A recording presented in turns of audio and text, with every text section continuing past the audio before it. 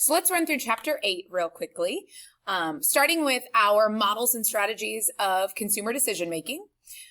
We're going to run through our models first. It begins with utility theory. So this was the most kind of basic or initial understanding of how consumers made decisions. And it was that consumers were basically rational and they looked at the outcomes and they chose the one that they thought would give them the best outcome. Utility comes from economics. It's kind of refers to the usefulness or benefit that we derive from something.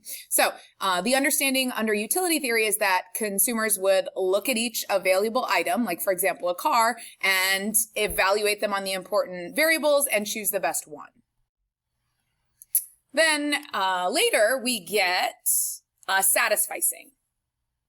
So utility theory comes to us in the 40s, 1944, and then in the 60s we get the concept, 1956, we get the concept of satisficing. So the idea here is that rather than being these rational decision makers who weigh up every option, consumers mostly just look amongst what they see available and pick the first thing that meets their needs, the first acceptable product. They get to where they want to go and they stop, whatever is good enough. That's often how AICE describes it. And then finally, in the 70s, we get the creation of what's called prospect theory, which comes from Daniel Kahneman, who also gave us Thinking Fast and Thinking Slow from a later lesson, and Amos Tversky. We get prospect theory. And the idea is that consumers are not just saying which of these is going to give us the utility, like which of these is going to give us the best outcome. They are looking instead at value and they're looking at benefits and losses. So it's not just which is going to give us the most benefit. They're also considering losses. And in prospect theory, Kahneman argues that losses and gains are viewed differently, or costs and benefits are viewed differently. And often consumers, they do pursue gains, but they're more worried about avoiding losses. So for example, losing $10 feels worse to a customer than getting $10. Like they act in a way called loss aversion. Another example of this is you may want to describe it as, don't say like get this $10 reward, say avoid this $10 fee, because people are very primed to want to avoid losses. Kahneman also adds the idea of something called endowment, that people are going to value things more when they own them compared to when they're owned by someone else. This is kind of related to that idea of loss, because he suggested that endowment leads to people hanging on to things longer than they otherwise would because they don't want to lose them. Now, we're going to go into our strategies. So these are like larger theories that are models that like explain the way consumers act. Strategies are the specific things that consumers do. So there's 3 types of strategies to be aware of: compensatory, non-compensatory, and partially compensatory. Now it seems like for AICE, if you were to write that describe essay, you would need to be able to provide these definitions, but then you would just need to be able to provide an example. So we in class looked at 7 total strategies, but if you can provide one example of each one, that should be sufficient for your describe essay. So once you understand compensatory, it's pretty easy to reverse it for non-compensatory. But when you talk about what makes it partially compensatory, some trade-offs are allowed. Like with a compensatory strategy, some trade-offs are allowed. Value in one area can make up for deficits or weaknesses in another. But there are some places, that's to a limited extent. There are some places where they have to meet some kind of cutoff. Our 2 compensatory strategies, it's either you look at everything equally.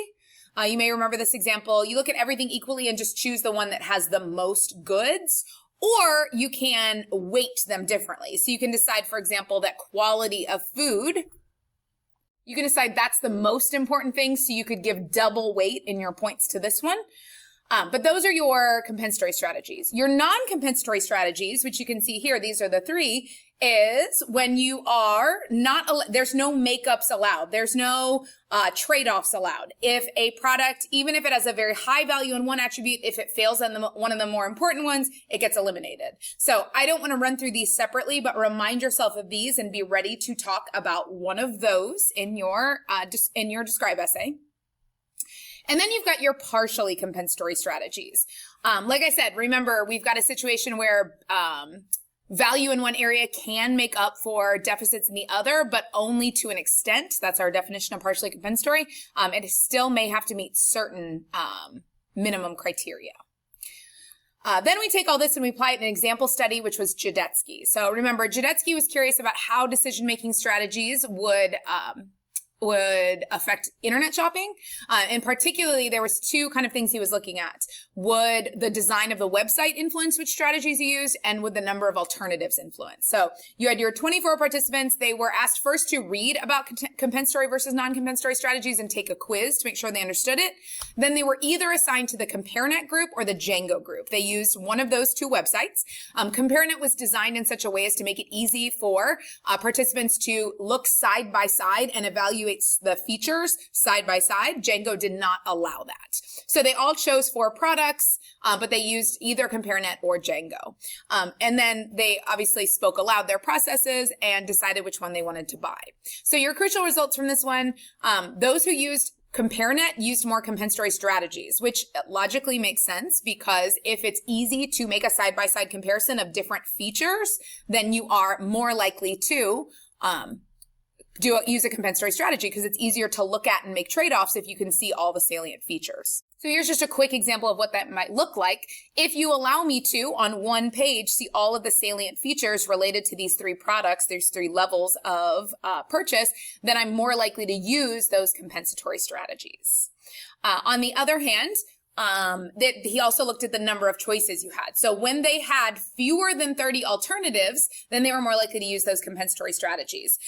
Because if you think about it, that logically makes sense. If you've got more than 30 choices to choose from, it can be overwhelming to try to allow value in one area to make up for a drawback in another. If you've got more than 30 to choose from, you're likely to use a non-compensatory strategy, at least to start out, or maybe a partially compensatory strategy to eliminate some of those options. So I might eliminate anything that's above a price that I don't want, that I have set as a minimum, or I might eliminate anything. On Amazon, I eliminate anything that doesn't have at least a 4.5 review rating, and that helps to kind of narrow down my options. They were also given a satisfaction and frustration questionnaire. Those who used CompareNet were more satisfied with their choice.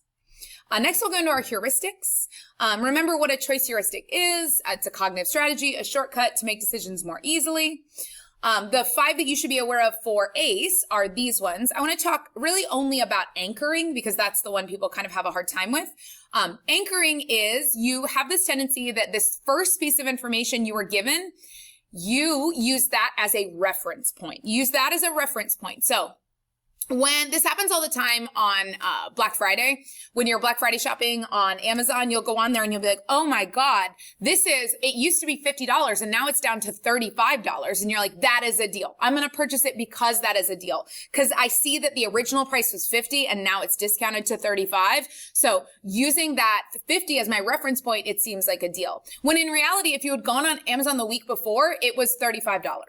Like that was the price. So if you knew that, then you wouldn't have been wowed by the price of $35. But by anchoring, by creating that number of originally $50 and then marking it down and giving you that appearance, you think that you're getting this benefit.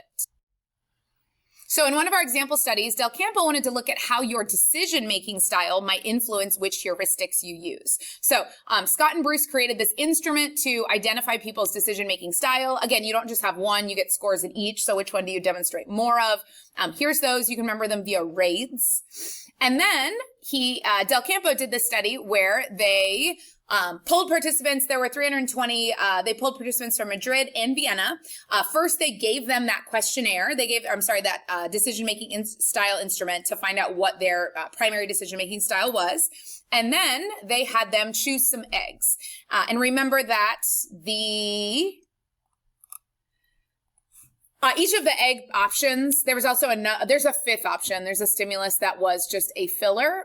Each of these egg options or egg carton options was targeting a particular heuristic. So if you picked this one, it was because you were like, well, that one looks like eggs. If you picked this one, it was targeted at an emotional heuristic. We don't emotional isn't one of our AARRT, but you can easily understand that if you make your decisions based solely on your emotions, that's a shortcut. Rather than going, okay, well, I'm going to take Tesla, for example. Rather than going, okay, well, I'm going to look at the facts and decide, is Tesla the superior electric vehicle still? I'm going to go, I heard this stuff about Elon Musk. I don't like Elon Musk, so I'm going to sell my Tesla. I'm not going to buy a Tesla. That would be an emotional heuristic that you're using. That may not be the decision that would give you the most utility or value or any of those things, but you're deciding based on this emotional response. Then there was this one that was clearly targeted. You can see its description. It was clearly targeted at Take the Best, like if people are just going to choose based on price. And then they had one that was their cognitive stimulus, so the one with that most information. So each of these egg cartons was targeting one of those stimuli. I'm going to let you, you should pause this and read it because this comes straight from Del Campo. But if we look at our results, I'm sorry, remember that one of the other IVs that they added was the presence or not of time pressure. The presence or not of time pressure. So theoretically, we would expect that our rational decision makers would use the cognitive, because the rational decision makers are the ones who use all of the available information to make the best choice. So they should be choosing the stimulus that's targeted at a cognitive heuristic. And we might expect the other decision makers to not do that. We might expect our spontaneous or our intuitive to take the best. Then Del Campo also added this IV of some people were given 40 seconds to make their decision and some people had no time pressure. So that was theoretically going to affect the way that they made their decision as well. If you look at your results, the results are confusing, but they're ones you kind of have to memorize. The way that I would remember it is that rational only went the way expected in Madrid. So the difference is that if you look at all the decision-making styles added together, in Vienna, time pressure did cause, we saw a larger shift from cognitive to Take the Best, which is what we would expect. We didn't see that in Madrid. The spontaneous style, it was hypothesized that they would be more likely to choose the recognition. They would just go with the one that looked like the eggs that they were used to. And they were more likely to choose that, except only in Vienna, not in Madrid.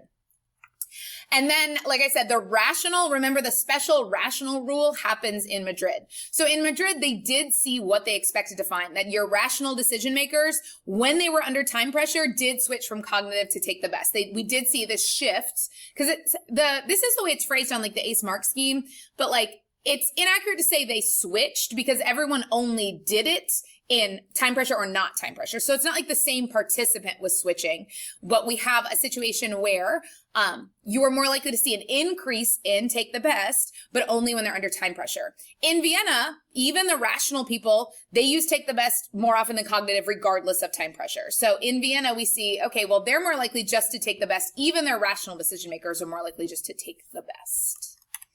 Now, if we look at our point of purchase decisions, if we look at Wansink, his is pretty straightforward. He does 3 separate studies. In the first one, in 86 actual grocery stores, he takes these 13 products and he convinces them, the stores, to either show the price as a single unit price, 1 for 50 cents, or a multi-unit price, 4 for $2. Notice that the discount level is, the price is the same. Now there was a discount going on, but that discount applied whether they were seeing it in single unit or multi-unit. And you can see that highlighted here are the products for which there was a significantly higher sales in the multi-unit versus the single unit.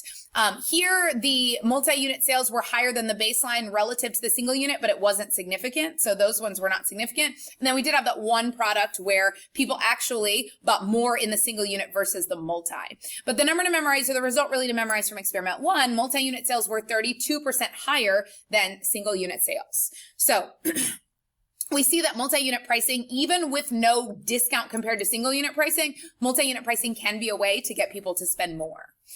In the second experiment, Wansink looked at the effectiveness of quantity limits. In this case, that was an observation, and they just watched people who were grabbing soup.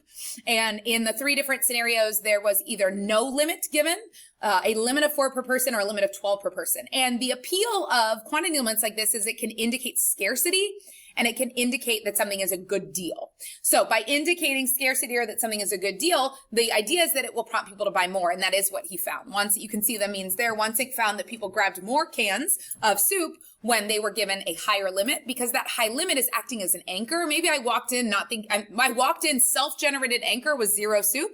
And then I saw 12 and I went 12, and then I adjusted downward to 7. But I would never, without that 12, it would never even occurred to me to buy 12 cans of soup. Now, our final one is a little more complex, but it looked at the use of suggestive selling anchors. So buy 18 for your freezer is the one to memorize. So people, this one was a lab study on undergrads, and they were looking at purchase intentions, but they were looking at certain products. They looked at 6 products, and the products were either at full price at 20% or 40% discount, and they were either given a suggestive selling anchor, the specific quantity-based one, buy 18 for your freezer, or they were not given a quantity-based anchor. They were still suggestive sold, buy some for your freezer, but they didn't have that quantity. And as you can see, at every discount level, people indicated greater intention to purchase when they were given that quantity-based anchor versus when they were given a non-quantity-based anchor. So that's your one saying. Here's kind of a summary of them. Then finally, we'll get into our mistakes in decision making. Here, Hall is part of this, the key study. There's a separate video on that, so I won't talk too much about it. But in our mistakes in decision making, Hall is our choice blindness study. Here's Kahneman back again. He created something called System 1 and System 2 thinking. There's how they're described. I would just make sure you look at that and think about that. Then we're going to talk about Burke and Stroll, which is our last example study. And in our Burke and Stroll study, he looked at something called competitive interference. So the idea here is that other learning can interfere with certain target learning. So when we are now studying consumer psychology, and we spent the entire first semester studying clinical psychology, if you think you're finding it hard to remember consumer because of all the information you already learned, if you think that your clinical is interfering with your ability to retain your consumer stuff, then you're experiencing proactive interference. When we learned schizophrenia, for example, and you memorized your genetic numbers, you memorized your 48 for identical twins and 17 for fraternal twins. And you're like, okay, I've got those numbers down. And then we added on another disorder. And this time you had a new set of, when you add on OCD, and you have a new set of percentages to memorize, 50-21. It could be that later learning, that memory of those, that memorizing that OCD percentages for fraternal and identical twins is causing retroactive interference. It's making it hard for you to remember the schizophrenia information. That can happen, but also that can happen with advertising. So that's what Burke and Stroll looked at. You can see that you've got a sample, 144 participants. There were actually 2 whole experiments. Luckily, the second experiment was exactly the same as the first. They just reversed it. So in your first experiment, they were shown these 12 adverts, and the target ads were here in position 3, 5, and 7. And then there were specifically designated context ads. And the context ads were either very similar to it or very different to your target ads.